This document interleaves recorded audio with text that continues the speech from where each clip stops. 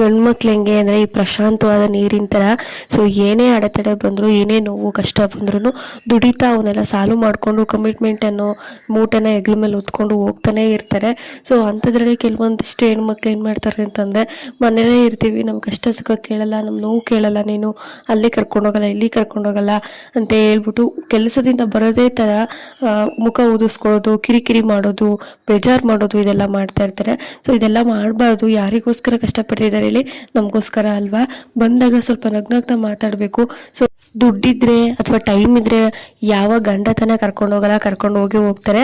So ಕೆಲವೊಬ್ರು ಹೇಳ್ತಾರೆ, ಇರೋವರೆಗೂ ಖುಷಿಯಾಗಿ ಜಾಲಿಯಾಗಿರ್ಬೇಕು, ಇರೋವರೆಗೂ ತಿರುಗಬೇಕು, ತಿನ್ಬೇಕು ಅಂತ ಹೇಳಿ. ಅದು ನೋಡೋಕ್ಕೆ ಕೇಳೋಕ್ಕೆ ಮಾತ್ರ ಚೆನ್ನಾಗಿರುತ್ತೆ, ಆದರೆ ರಿಯಾಲಿಟಿಲಿ ಹಂಗೆ ಬರೋದಿಲ್ಲ. ದುಡ್ಡಿಲ್ಲ ಅಂತಂದರೆ ಜೀವನ ಮಾಡೋಕ್ಕಾಗೋದೇ ಇಲ್ಲ.